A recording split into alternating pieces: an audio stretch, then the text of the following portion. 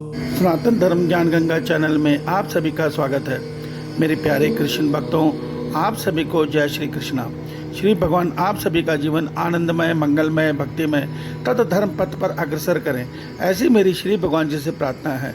मेरे प्यारे कृष्ण भक्तों, सनातन धर्म ज्ञान गंगा चैनल के आज के वीडियो में हम लोग श्रीमद् भगवद गीता के अध्याय 4 के श्लोक 4 और 5 को भगवान श्री कृष्ण जी की कृपा से सरल रूप में समझने का प्रयास करते हैं।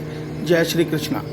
मेरे प्यारे कृष्ण भक्तों, श्रीमद् भगवद गीता के अध्याय 4 के श्लोक 1 में भगवान श्री कृष्ण जी अर्जुन को यह रहस्य बताते हैं कि हे अर्जुन सुनो, कल्प के आदि में मैं ये दिव्य ज्ञान सर्वप्रथम सूर्य को दिया।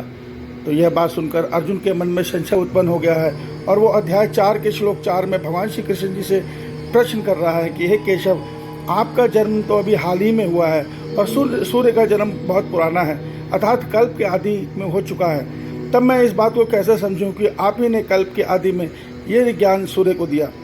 इसके जवाब में भगवान श्री कृष्ण जी अध्याय 4 के श्लोक 5 में अर्जुन को बोल रहे हैं कि हे अर्जुन, मेरे और तेरे बहुत से जन्म हो चुके हैं और उन सबको तू नहीं जानता, किंतु मैं सब जन्मों को जानता हूँ।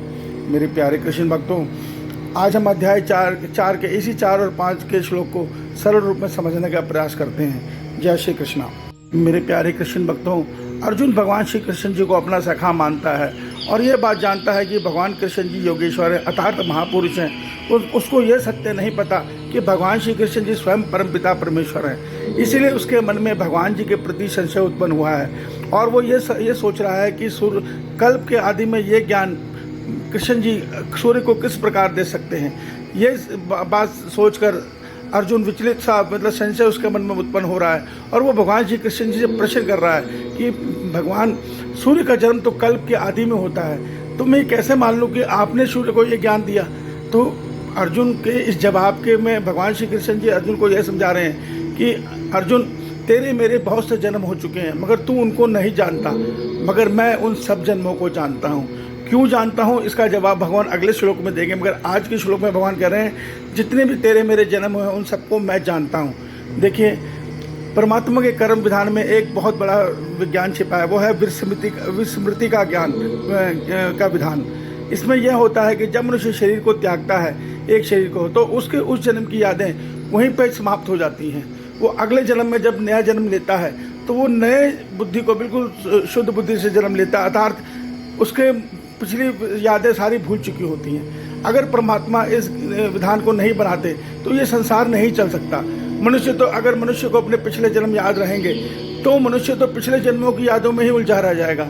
कोई मनुष्य आके दूसरे की प्रॉपर्टी पे अपना हक जमाएगा, नहीं ये प्रॉपर्टी मेरी थी पिछले जन्म में, ये मेरे पिछले जन्म के बच्चे हैं, ये मेरे पिछले जन्म की माता है, पिता हैं या पत्नी हैं। इस प्रकार संसार की व्यवस्था सारी बिगड़ जाएगी। तो इसलिए भगवान ने ये विधान बनाया है कि जो मनुष्य शरीर का त्याग करता है, वो जब नए शरीर में प्रवेश करता है तो अपनी पिछली सारी यादों को भूल जाता है, उसको कोई याद नहीं रहती। तो ये कर्म विधान में परमात्मा का बनाया एक नियम है। और इस श्लोक के माध्यम से हमें यह सत्य भी पता चलता है कि अन्य धर्म पुनर्जन्म को नहीं मानते, मगर हमारे गीता में, श्रीमद् भगवद गीता में भगवान श्री कृष्ण जी हमें यह सत्य समझा रहे हैं कि जन्म के बाद दोबारा नया जन्म होता है, अर्थात मृत्यु के बाद फिर से जीवात्मा को नया शरीर कर्म विधान के अनुसार मिलता है। इसलिए भगवान कह रहे हैं कि अर्जुन, तेरे बहुत से जन्म हो चुके हैं, तू उन जन्मों को नहीं जानता, मगर मैं सब जन्मों को जानता हूँ।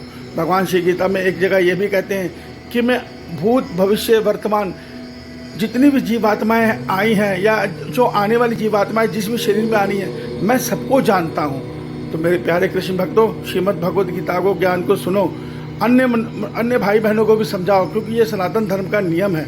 इसको जानकर, समझकर, मनन करके मनुष्य अपना कल्याण कर सकता है। ईश्वर आप सभी का कल्याण करे। जय श्री कृष्णा।